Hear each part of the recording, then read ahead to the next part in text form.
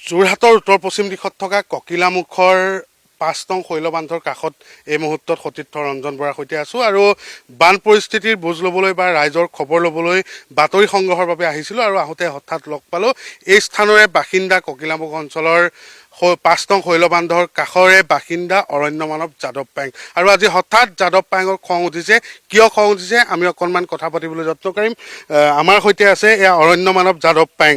বহুদূৰ বাট কুৰিবাই তেওঁ আহিছে কান্ধত এখন কোৰ লৈ। কোৰখন অৱশ্যে এই মুহূৰ্তত আমি নমাই লৈছোঁ। যথেষ্ট খং উঠিছে আজি এই বান খহনীয়া এইবোৰক লৈ খুব তিক্ত অভিজ্ঞতা লাভ কৰি এতিয়া যথেষ্ট খং উঠিছে। কিয় নাই কিয় আজি ৭৪ বছৰ হ'ল ভাৰতবৰ্ষ স্বাধীন হোৱা, কিন্তু আজিলৈকে আপোনালোকে যিটো ৰাস্তাত আহিছে এই ৰাস্তাবোৰতো তেওঁলোকে ৭৪ বছৰত নেদেখিলে। যোৰহাটৰ পৰা ১০ কিলোমিটাৰহে এই ৰাস্তাটো নহ'ল। বিভিন্ন ৰাজনীতি দলে এইবিলাক বিভিন্ন প্ৰলোভন দেখুৱাই যিবিলাক কৰিলে, কিন্তু এইটো কৰা দেখা নগ'ল। নোযোৱাৰ ফলত আজি আমি মোৰ ষ্টুডেণ্ট কি নহাটীয়ালৈ যিখিনি ছাত্ৰ ছাত্ৰী যায় তেওঁলোকে ককা দেখিছেনে আমাৰ লং পেণ্টত বোকা, কিন্তু ৰাস্তাটো বনাব নোৱাৰিলে। ১.৫ কিলোমিটাৰ ৰাস্তা আজি গৌৰৱে ইয়াত কলিয়াবৰত ১০ বছৰ থাকিল, আৰু দীপ গগৈ ৫ বছৰ থাকিল, বাপেকে ১৫ বছৰ থাকিল, আৰু এতিয়া দীপ গগৈ আকৌ গৌৰৱ গগৈ ১৫ বছৰলৈ আহি গ'ল যোৰহাট সমষ্টিত। সি নেদেখিলেনে এই ল'ৰা ছোৱালীক পাশা খেলাৰ কিবা অধিকাৰ আছেনে? ঠিক তেনে একেধৰণে শাসক পক্ষ ডাবল ইঞ্জিনৰ চৰকাৰ। এতিয়া ডাবল ইঞ্জিনেই নালাগে, AGP নালাগে, BJP নালাগে, কংগ্ৰেছে ৬০ বছৰ কৰিলে। কি কৰিলি? মইতো তেনেকৈয়ে দেখি আছোঁ। মোৰ এতিয়া ৬৫ বছৰ বয়স হ'ল, কিন্তু এই ছাত্ৰ ছাত্ৰীবিলাক যিখিনি ছাত্ৰ ছাত্ৰীক তেওঁলোকে এই ৰাস্তা পদূলি অভিনটো দেশৰ উন্নতি সাধনত তেওঁলোকে সেইটো পদক্ষেপটো লোৱা নাই। তেওঁলোকে ইকনমিকেল ক'ড খায় বোলে। আজি সিদিনা গৌৰৱ গগৈ আৰু কোনোবাই ভৱেন বৰালে দিয়া ৰাস্তাৰ ভিতৰেদি আনি টুৰিজিমৰ কাৰণে তাত কৰিছে, কিন্তু আমাৰ ইয়ালৈ অহা নাই। কিন্তু দেশ বিদেশৰ পৰ্যটক তৰুণ গগৈৰ দিনত, তেওঁৰ বাপেকৰ দিনতো কৈছোঁ মই যে আপুনি টুৰিজিমৰ যিখিনি গাইড আহে তেওঁলোকক সোধা আপোনাক কি বুলি কৈছে। তৰুণ গগৈৰ দিনতো কৈছোঁ, তেওঁ জীৱিত। আপুনি চৰকাৰ যাৰে নহওক ৰাস্তা ঘাটৰ যে একো উন্নয়ন হোৱা নাই সেই কথাটো এইটো কথাটো ক'বই লাগিব। কাৰণ এতিয়া ১.৫ কিলোমিটাৰ ৰাস্তা সেই নহাটীয়া হায়াৰ ছেকেণ্ডেৰী স্কুলখনত আমাৰ কাৰ্তিক চাপৰিৰ পৰা বৰালি ল'ৰা ছোৱালীবোৰহে যায়। নহাটীয়া স্কুলৰ ল'ৰা ছোৱালী এলেংমৰা হৈ গুচি যায়, পকা ৰাস্তাত যায়। কি ক'ব তেওঁলোকক এই এতিয়া কংগ্ৰেছে নকৰিলে? আপুনি সেই কথাটো ক'লে ডাবল ইঞ্জিনৰ এখন চৰকাৰ বিগত সময়ত ৫ বছৰ কৰিলে, আকৌ শেষ হ'ব ১০ বছৰে তেওঁলোকৰ কাৰ্যকাল শেষ হ'ব, কিন্তু কোনো ধৰণৰ উন্নয়ন এই অঞ্চলবোৰত নহ'ল। সেইটোৱে ক'ব খোজা নাই জানো? নাই, মই এইটোকে কৈছোঁ যে সাপক বিশ্বাস কৰিব পাৰি, ৰাজনীতিৰ মানুহক বিশ্বাস কৰিব নোৱাৰি। এই কথাটো মনত ৰাখিব। সেইকাৰণে মই সকলোকে গালি দিয়া অধিকাৰটোহে মোক দিছে, ভাৰতৰ প্ৰধানমন্ত্ৰীকে গাবলৈহে দিছে। মই সেইকাৰণে গাম। যেতিয়ালৈকে নহ'ব, অখিল গগৈ কোন? অখিল গগৈ অৰ্কিডৰ পাৰ্কটো হেমেন বৰুৱা ছাৰে মই উদ্বোধন কৰি দিছোঁ, আৰু বাঁহৰ প্ৰজেক্টটো মই উদ্বোধন কৰি। সি আজি MLA হ'ল। MLA হৈ পেলাই তই কি কৈছ? আজি আহি পেলাই মোক লগ নকৰিলেই নহয়। গৌৰৱ গগৈ আহিছিলে, মোক লগ নকৰিলে নহয়। কিয়? কিবা কৈ দিব, বেয়া পাব। এই তাহাঁতৰ এইবোৰ দূৰদৃষ্টিৰ অভাৱ। তেওঁ ৰাজনীতিৰ জৰিয়তে অৰ্থনৈতিক উন্নতি কৰিবলৈ কৰে, কিন্তু মানুহক লৈ পাশা খেলিবলৈ মানা কৰিছোঁ মই। মন্ত্ৰী পীযুষ হাজৰিকা জলসম্পদ মন্ত্ৰী তেওঁ আহিছে নাই ইয়ালৈ? নাই, কোনো অহা নাই। আমাৰ হাবিলৈ আহিছে তাৰ সেইখনত। মই আকৌ বৰ্তমান সময়ত আহিছে নাই? নাই, পীযুষ হাজৰিকা অহা নাই, হিমন্ত অহা নাই। হিমন্তই যাহা তাহ সিদ্ধান্ত লয়। এই কথাবিলাক বহুত ডাঙৰ কথা।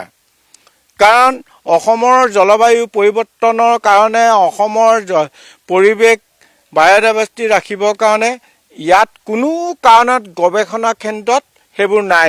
এতিয়া আপোনাক আন্তঃৰাষ্ট্ৰীয় পৰ্যায়ত আমি কৈ থাকিম আহক, আন্তঃৰাষ্ট্ৰীয় পৰ্যায়ত আপোনাক মানুহে চিনি পায়, তেনেকুৱা এজন ব্যক্তিৰ ঘৰ এই ককিলামুখ অঞ্চলত। গতিকে সকলোৰে বাবে বা অসমবাসীৰ কাৰণে এটা গৌৰৱৰ কথা। এই যে আপোনাৰ নাতি বা আপোনাৰ ভতিজীহঁত যেতিয়া স্কুললৈ গৈ একাঠো বোকাত পৰি যায়, সেই আপোনাক যেতিয়া কয় আপোনাৰ দুখ লাগে, বহুত দুখ লাগে। আৰু কাৰণ স্কুললৈ যাওঁতে আমিতো বাৰু কটত পৰি পঢ়া, কিন্তু এতিয়া এই এডুকেশ্যন ছিষ্টেমটো তেনেকুৱা নহয়। কিন্তু তেওঁলোকে বোকাত ককা দেখিছেনে? আমাৰ লংপেণ্টবোৰ চব বোকা, এতিয়া ৰাস্তাটো বনাব নোৱাৰে। এদিনৰ সমস্যা নহয়, এদিনৰ সমস্যা নহয়। ইয়াত 60 বছৰ কংগ্ৰেছ গ'ল, 10 বছৰ বিজেপি গ'ল, 10 বছৰ AGP গ'ল, সিহঁতে একো নকৰে। সাপক বিশ্বাস কৰিব পাৰি, ৰাজনীতি মানুহক বিশ্বাস কৰিব নোৱাৰে, কাৰণ মোৰ জীৱনৰ অভিজ্ঞতাটো সেইটোৱে। বৰ্তমানৰ চৰকাৰখনক সকলোৱে কয় কৰ্মদক্ষ মুখ্যমন্ত্ৰী ডক্টৰ হিমন্ত বিশ্ব শৰ্মা বুলি কয়। এতিয়া আপুনি মুখ্যমন্ত্ৰী ডক্টৰ শৰ্মালৈ NKTVৰ জৰিয়তে কি ক'ব বা কিবা প্ৰশ্ন সুধিব নেকি? তেওঁ কোনো কাৰণত গৱেষণক অসমৰ মাটি গৱেষণকটোৱে পাম অইলৰ খেতিটো কৰিলে, সেইটো কোনোবাই 1000 কোটি টকা দিলে। সেইকাৰণে পাম অইলৰ খেতিটো কৰিলে কিন্তু হাতী আৰু মানুহৰ সংঘাত বেছি হ'ব, বান্দৰ মানুহৰ সংঘাত বেছি হ'ব। যাতে কোনো কাৰণত বিজ্ঞানীসকলৰ লগত ৰিচাৰ্চৰ লগত গৱেষণা নকৰাকৈ সেইবোৰ জাহাতাৰ সিদ্ধান্ত কৰিবলৈ তেওঁক মই মানা কৰিছোঁ। ইয়াৰ পৰা আমাৰ এতিয়া আপুনি এই উন্নয়নৰ কথা যিহেতু ৰাস্তা ঘাটৰ কথা কৈ আছিল, বিশেষকৈ আপোনাৰ নিজৰ অঞ্চলটোৰে, এইটো সন্দৰ্ভত কিবা ক'ব নেকি চৰকাৰখনক? বৰ্তমান নাই, চৰকাৰ তেওঁলোকৰ কাম তেওঁলোকে কৰিব। তেওঁলোক 5 বছৰ থাকে, তাৰপিছতো নাথাকে। মইতো আকৌ মোৰ 65 বছৰ হ'ল নহয়, মোৰ এইটো বিষয় নহয়। তেওঁলোকক উন্নয়ন কৰিব লাগে নালাগে, টুৰিজিমৰ গাইডসকলে তেওঁলোকক কি বুলি কয়, বিদেশৰ যিবিলাক পৰ্যটক আহে তেওঁলোকক কি বুলি কয়, তেওঁলোকৰ কাম। কিন্তু মোৰ কথাটো হ'ল ল'ৰা ছোৱালীক লৈ পাশা খেলিব নালাগে। সেই চৰকাৰে নহওক, যি চৰকাৰে, সেই সময়ত সৰ্বানন্দ থাকোঁতে এই ককিলামুখ পাৰঘাট ইয়াত, সেইটো মই ক'লোঁ তই ল'ৰা ছোৱালীক লৈ পাশা খেল নেখেলিবি। ই মোৰ ভাইৰ লগৰ, সেইকাৰণে কৈছিলোঁ, কাৰণ তেওঁ এটা ৰেভিনিউ ঘাট এটা দিছে। এইটো এটা কথাই মনত ৰাখিব লাগিব, এই মানুহবোৰতো ভোটাৰ, এইবোৰতো ভাৰতীয় নাগৰিক, তেতিয়াহ'লে সমান সা সুবিধা কিয় নাপায়? নাপায় মানে এইটো নেগলেক্ট। তাহাঁতে আহোমৰ জয় পৰাজয় এইটো থাকে, ইতিহাস কয়, এতিয়াও কয়। এতিয়া আহোম সম্প্ৰদায়ৰ মানুহে যিয়ে যি বুলি নকৰক, এই কথাটো বহুত ডাঙৰ কথা, চেণ্টিমেণ্ট। কাৰণ মংগোলীয় গোষ্ঠীৰ মানুহে পৃথিৱীৰ কথা, nature is god, god is nature. আপোনালোকক কিয় নেগলেক্ট কৰে? নেগলেক্ট মানে আমি নদীৰ কাষত থাকে, বানপানীত থাকোঁ, আৰু বানপানীটো আমাৰ লগৰহে, পানীটো আমাৰ লগৰহে, অন্য সমস্যাও মানে আমি ভুগিব থাকে, আমি ভুগো। আমি nature is god, god is nature, আমি প্ৰকৃতিৰ লগত থাকোঁ। চৰকাৰে টিভিত কথা কৈ কৈ চলি থাকিব, তাহাঁতৰ এইবোৰে অভ্যাস। এইকাৰণে এই কথাবিলাক বহুত তাৎপৰ্য বিষয়। বৰ্তমান এতিয়া পোনপটীয়াকে আপুনি এই গৰাখহনীয়া বা ৰাস্তা ঘাটক লৈ পেলাই কি ক'ব চৰকাৰক? দীৰ্ঘম্যাদী আঁচনি প্ৰস্তুত কৰি মই আগত ছটাই গৱেষণা কেন্দ্ৰটো তেওঁলোকক পৰীক্ষা কৰিবলৈ দিছিলোঁ যে nature is god, god is nature. উত্তৰে দক্ষিণে শদিয়াৰ পৰা ধুবুৰীলৈ মকাল বাঁহটো মানে ওপৰলৈ যিমান যায় তললৈ সিমান যায়। সেইকাৰণে সেই মকাল বাঁহ প্ৰজেক্টটো 200 মিটাৰকৈ উত্তৰে দক্ষিণে প্ৰজেক্টটো লৈ পেলাই এইটো কৰিবলৈ কৈছোঁ। নহ'লে যিমান কোটি টকা ব্যয় হ'লেও খহনীয়া লাভ নাই। কংক্ৰিটৰ ফৰেষ্ট ধ্বংস কৰিহে তেওঁলোকে কৰিছে, পাহাৰ পৰ্বত ধ্বংস কৰি পেলাই তেওঁলোক কৰিছে।